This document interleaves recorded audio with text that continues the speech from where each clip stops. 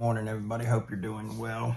It's about 4 a.m. Monday morning. We got some hustle in the mug, and this is a new series I'm going to start. It's called Money Monday. Okay. It's amazing how many people that I come across, and for some reason they think that they can put off investing, and especially for retirement. And there's a couple things that I want you to really consider.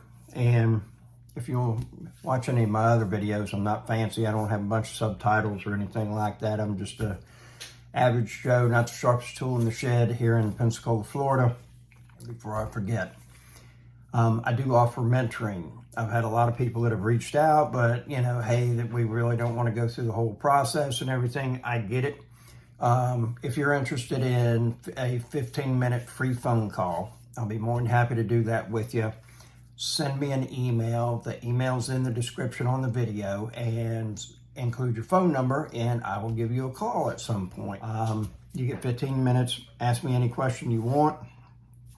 I'll do my best to answer it, and there you go. So here's some things that nobody really talks about when we're doing this wealth building thing, okay? So we're gonna go over those to give you some food for thought. Here's the first one, grandkids. I personally don't have any kids. However, a lot of people do, and then a lot of people end up having grandchildren. I hear they're wonderful and a joy. I do like little kids, especially those that I can give back at any point. So, and I'm not kidophobic or anything like that. I do enjoy small children and everything, and I regret not having children, but now at my age, it's just not a practical thing to bring one into the world. I wouldn't be able to be around long enough to show them some things and see some things go on in their life, and so I wouldn't want that. But again, having to do with grandkids, what if you end up having to take care of yours? It's alarming how many people are in a situation where they end up having to take care of the grandkids. I see it all the time. A lot of times, most of the time, it has to do with drugs. Somebody can't function as a human being, take care of their responsibilities. And so unfortunately, the grandkids get dropped off at the grandparents' house, and they're stuck with them, so to speak. They're not going to turn them over to foster care. And, I understand. And I don't blame anybody that did say, hey, look, I'm just not equipped to be able to deal with them. And then they did go into foster care or were adopted out. This is not a moral issue or anything like that. I'm just asking you to consider, are you financially prepared to be able to take care of those children? That's something that you just don't ever think about, but it happens, and it happens on a regular basis, okay? And the thing about it is that we go along through this thing called life, merrily we roll along, and then all of a sudden, wham, right out of left field, something happens, and we don't consider what it is that's gonna take place. And so now you're in a situation that you didn't plan for. And now we got 2 more mouths to feed. We got braces to pay for. We got this, we got that, and everything. Are you going to be financially prepared for this? Now, personally, my thing's real estate. I love real estate.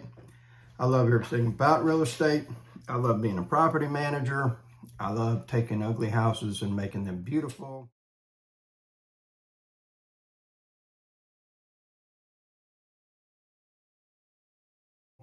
And once you start getting rent checks coming in, it's extremely addictive. So again, my thing to you is that consider this. Are you prepared to be able to take care of a couple extra mouths for, 15, 20 years if that's what you're faced with? That'll be the first thing. Second thing, it could be a reality, taking care of your parents. The thing is that some of you are going to have parents that are not in a situation that are able to go and do anything. Sometimes you're going to be faced with a situation that you're just not going to be able to live with, and that's going to be that if your parents do not come and live with you, then they're going to be put into a state-run nursing home, okay? Now, Let's talk about that. You are faced with this decision. You don't want to see them have to endure that, and you want them to come and live with you. You have extra expense with that. Sometimes they're going to have some kind of income. They might have a Social Security check coming in. Who knows? They might even have a pension, and even the better and whatnot. But here's the thing is that if you've never taken care of somebody, it can be extremely emotionally draining, okay? As I was growing up, my mother took care of 3 parents, basically. Her great-grandmother, my dad's mom, and her mom, okay? And my mom already told me, she said, look, I know you're not a caretaker. You don't have that in you. I have everything taken care of. That once I get to the point of going to the nursing home, she's paid for some kind of insurance or whatever. So that's all going to be taken care of, all right? The thing about it is that I also look at it in the sense that here at my house, a garage that I want to convert into an apartment, and I want it to be a place that she can come and stay whenever she wants to, because right now, folks, if I had enough money to be able to retire and stop working and stop hustling, then I would be spending as much time with my loved ones as possible, okay? Next year, this coming year, I've already got a few trips planned. I'm going to go and start doing more stuff. The money can wait, okay? I know it sounds crazy to hear it from me, and I'm not telling you to stop doing however you're doing things, but I am 51 years old, and I don't want one day for me to turn wrong, throw my back out, not be able to walk anymore, and say, you know what, I wish I'd slowed down and gone and done some more stuff. That's not going to happen. Hopefully everything will go like it's supposed to. This coming weekend, I will be going and picking up my Cadillac. I wanted a Fleetwood Brougham, and I found one in really good shape, a 96, last year of the V8 with rear-wheel drive. And it's a sweet car, got 90,000 miles on it, and I'm going to be flying to Virginia, picking it up, and then driving it home. So wish me luck on that, but, that's one of those things that I always wanted.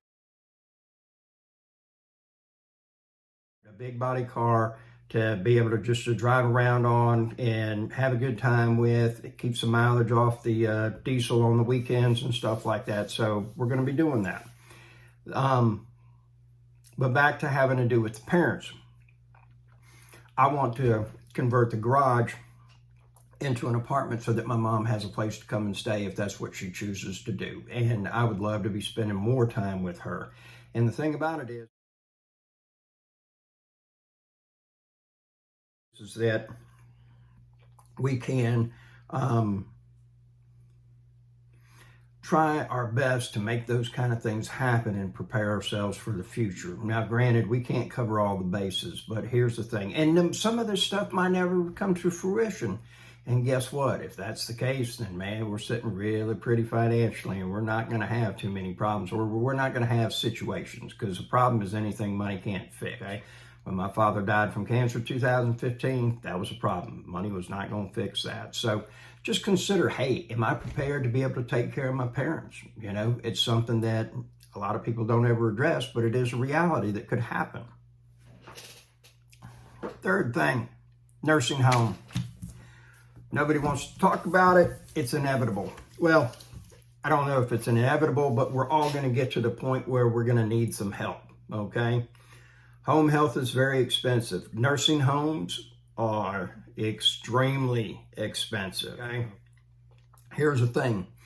Bottom of the line private nursing home in my area is $7,000 a month. For what they call assisted living, which is basically living in a big building, your own private room, and you have access to somebody, within 10 minutes, if something happens, you push a button, they come running, that's about $3,500 a month. And so what it is that nobody sits there and considers that. So, and really for the nice place here in town, very luxurious, great care and everything, you're looking at about $11,000 a month. Yeah, that's $120,000 a year. Nobody sits there and says, I want to prepare to be able to have $120,000 a year. And guess what? You want to talk about a great investment to get involved with? Talk to some people that own nursing homes. Man, that thing's like a printing press for money, okay? And when you sit there and consider that, you know, there's a 200 square foot room, maybe 150 square foot, whatever it is, and they're $10,000 for that one room, that's a heck of a return on the investment. And so, you know, I say all of this to inspire some thought, to ask yourself, why am I not saving any money? You know, and for the love of God, if you don't want to have to worry about another $10,000, $15,000, $20,000 a month coming in because you made some great investments 20 or 30 years ago or whatever, you bought some rental property, I get it, because that can be boggling to the mind. You wake up and you're like, oh man, is it steak dinner tonight? Do I want to go to, that great hibachi? Do I want to take a trip down to, Panama City and eat down there? Or maybe I want to go to Destin or maybe I want lobster today, or do I need a 1 hour massage, 2 hour and everything? If you don't want to be faced with those decisions, I get it. It's mind boggling. It's taxing up here. Okay. It's horrible to have to make those type of decisions, especially early in the morning. You're considering a 1 hour, 2 hour massage. You understand what I'm saying, okay? Here's the thing, though, is that putting money away for the future emergencies that could happen, okay? Taking care of parents is a reality. Being forced to, have to raise the grandkids, that's a reality. Looking at going into a nursing home, that's a reality. Now, they sell insurance, okay, that you can buy. And that's a great way to go about it as well, to take care of that, Just go in with eyes wide open when you buy that policy to make sure that it, for lack of better words, covers every base. I'd hate for you to put $1,600 or $600 a month, whatever they cost, for 20 years, and then all of a sudden they're like, because of this right here and everything like that, you're not covered. So just make sure that you got your eyes open when you're buying that policy and everything. There's so much that's involved having to do with money, okay? And the thing that I like to see with people is that this is not a worry. The vast majority of people that I associate with on a regular basis, they're not like, hey, how you doing, John? Oh man, I'm worried. I don't know if I'm going to be able to pay the light bill this month. These are just not conversations that the people that I associate with have. And if your conversations are like that, I'm not saying I'm any better or any worse, or you are for that matter. Here's the thing, though, is that with just a little shift in our behavior, okay, we can do something different and experience something different. One thing about it is not out-earn bad spending habits, okay? Long story. Well, short story for a long situation, but I know a person that their family business is extremely successful. They have a trucking company. This person makes anywhere from $50,000 to $80,000 a month. He is broke by the 28th of every month. Has nothing to show for it. Nothing. It's not like he's got a mobile home park, no laundromats, no hot dog stands, no businesses, nothing. Got a nice brand new truck, but it's not paid for, okay? Credit's horrible, so he's always paying anywhere from like 16 to 25% interest on whatever it is that he gets involved with and whatnot. And he makes enough money that, he can have car after car after car be repossessed and be able to put down enough down payments that somebody's going to take the risk with him again. And it all has to do with his spending habits. It's like the faucet turns on, okay? He didn't start the business. He had nothing to do with that. He was born into it. He was given it. He was defaulted with that the family business. And so he gets to enjoy the benefits of somebody else's hard work. And the thing about it is that he has no idea the gift that he has. You give me $50,000 to $70,000 a month, and you're going to see a lot of income at the end of that month that was not there to start with. I'll be building a portfolio like you ain't never seen before. And the thing is that there's a lot of people that are in that situation, and here's the catch is that if you've never had to work in the field, you don't know what it takes to make the harvest happen.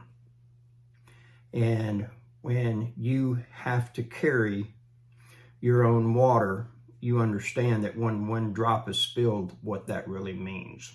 I hope you have a fantastic Monday. Make it profitable, be productive, and figure out who's got your money.